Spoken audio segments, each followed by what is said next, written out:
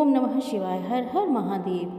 हिंदू धर्म में शनि प्रदोष व्रत का विशेष महत्व है। शनिवार को पड़ने वाले प्रदोष व्रत को शनि प्रदोष व्रत कहते हैं।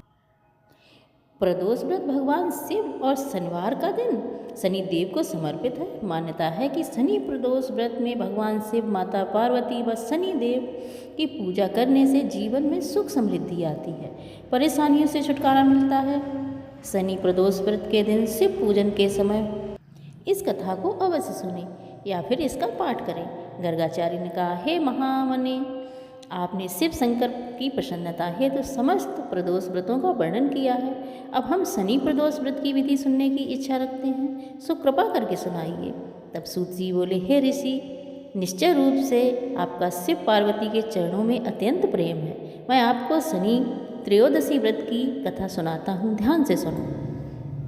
एक निर्धन ब्राह्मण की स्त्री दरिद्रता से दुखी हो सांडल्य ऋषि के पास जाकर बोली, हे महामुनि, मैं अत्यंत दुखी हूँ, दुख का निवारण का उपाय बताइए। मेरे दोनों पुत्र आपकी शरण में हैं। मेरे ज्येष्ठ पुत्र का नाम धर्म है, जो कि एक राजपुत्र है, और लघु पुत्र का नाम शुचिव्रत है। अतः हम दरिद्र हैं, आप ही हमारा उद्धार कर सकते हैं। इतनी बात सुनकर ऋषि ने शिव प्रदोष व्रत करने को कहा। तीनों प्राणी प्रदोष व्रत करने लगे। कुछ समय के पश्चात प्रदोष व्रत आया। अब तीनों ने व्रत का संकल्प लिया।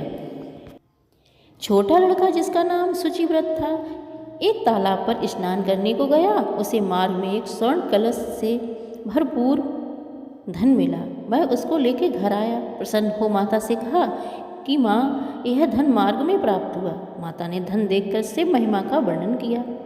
राजपुत्र को अपने पास बुलाकर बोली, देखो पुत्र, यह धन हमें शिव जी की कृपा से प्राप्त हुआ है, अतः प्रसाद के रूप में दोनों पुत्र आधा आधा बांट लो।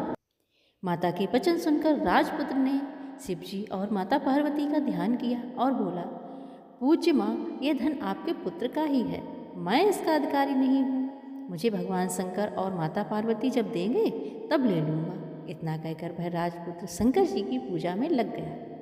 एक दिन दोनों भाइयों का प्रदेश भ्रमण का विचार हुआ।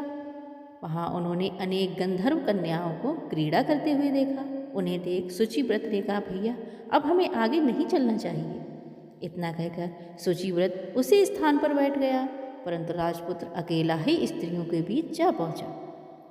वहाँ एक अति सुंदरी राजकुमार को देखकर मोहित हो गई और राजपुत्र के पास आकर कहने लगी कि हे सखियों, इस वन के समीप ही जो दूसरा वन है, तुम वहाँ जाकर देखो, भांति भांति के पुष्प खिले हैं। वहाँ सुहावना समय है, उसकी सेवा देख कर आओ। मैं यहीं बैठी हूँ, मेरे पैर में बहुत पीड़ा है। यह सुनकर सभी सखियाँ दूसरे वन में चली गईं। वह अकेली सुंदर राजकुमार की ओर देखती रही। इधर राजकुमार भी कामुक दृष्टि से निहारने लगा। युवती बोली, आप कहाँ रहते हैं? वन में कैसे पधारे? किस राजा के पुत्र हैं? क्या नाम है? राजकुमार बोला, मैं विंध्यर्व नरेश का पुत्र हूँ। आप अपना परिचय दें। युवती बोली, मैं गंधर्व कन्या हूँ और मेरा नाम अंशुमति है।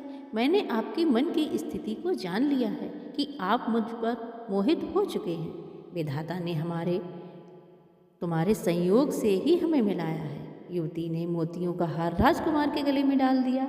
राजकुमार हार को स्वीकार करते हुए बोला, हे भद्रे, मैं आपका प्रेमोपहार स्वीकार करता हूँ, लेकिन मैं निर्धन हूँ। राजकुमार के इन वचनों को सुनकर गंधर्व कन्या बोली कि मैं जैसा कह चुकी हूँ वैसा ही करूँगी, अब आप अपने घर को जाएं। इतना कहकर वह गंधर्व कन्या सखियों से जा मिली। घर जाकर राजकुमार ने शुचिव्रत को सारा वृतांत कह सुनाया।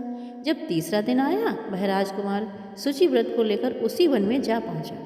वही गंधर्व कन्या भी गंधर्व राज को लेकर वहाँ पहुँची। इन दोनों राजकुमारों को देखकर आसन दे कहा कि मैं कैलाश पर गया था। वहाँ शंकर जी ने मुझसे कहा कि धर्मगुप्त नाम का राजपुत्र है, जो इस समय राज्य विहीन निर्धन है, पर मेरा परम भक्त है। हे गंधर्वराज, तुम उसकी सहायता करो। मैं महादेव की आज्ञा से इस कन्या को आपके पास लाया हूँ, आप इसका निर्वाह करें। मैं आपकी सहायता कर आपको राजगद्दी पर बिठा दूंगा। इस प्रकार गंधर्व राज ने कन्या का विधिवत विवाह कर दिया। विशेष धन और सुंदर गंधर्व कन्या को पाकर राजपुत्र अति प्रसन्न हुआ।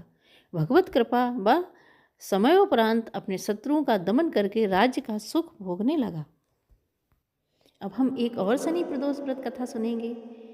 कथा के अनुसार प्राचीन काल में एक नगर में सेठ रहते थे। सेठ के घर हर प्रकार की सुख सुविधाएं थी, लेकिन संतान नहीं होने के कारण सेठ और सेठानी हमेशा दुखी रहते थे। काफ़ी सोच विचार करके सेठ जी ने अपना सारा काम नौकरों को सौंप दिया और खुद सेठानी जी के साथ तीर्थ यात्रा पर निकल पड़े। अपने नगर से बाहर निकलते समय उन्हें एक साधु मिले जो ध्यानमग्न बैठे थे। सेठ जी ने सोचा कि उन्हें साधु महाराज से आशीर्वाद लेकर यात्रा की जाए। सेठ और सेठानी साधु के निकट बैठ गए। साधु ने जब आंखें खोली तो उन्हें ज्ञात हुआ कि सेठ और सेठानी काफ़ी समय से आशीर्वाद की प्रतीक्षा में बैठे हैं। साधु ने सेठ से कहा कि मैं तुम्हारा दुख जानता हूँ, तुम शनि प्रदोष व्रत करो, इससे तुम्हें संतान का सुख प्राप्त होगा।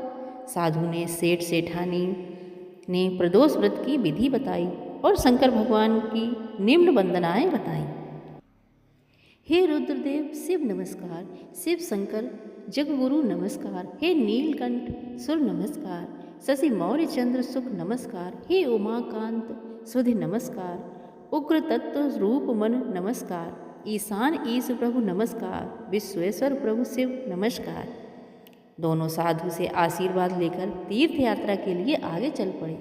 तीर्थ यात्रा से लौटने के बाद सेठ और सेठानी ने मिलकर शनि प्रदोष व्रत किया, जिसके प्रभाव से उनके घर एक सुंदर पुत्र का जन्म हुआ और उनका घर खुशियों से भर गया। जो भी मनुष्य शनि प्रदोष व्रत करता है, कथा सुनता है अथवा पाठ करता है, भगवान शिव, माता पार्वती और शनिदेव उसकी सभी मनोकामनाएं पूरी करते हैं। उसके घर में किसी प्रकार का कोई कष्ट नहीं होता, हमेशा घर सुख समृद्धि से भरा रहता है। कथा आप लोगों को अच्छी लगी तो हमारे चैनल को लाइक, शेयर और सब्सक्राइब अवश्य करें। धन्यवाद।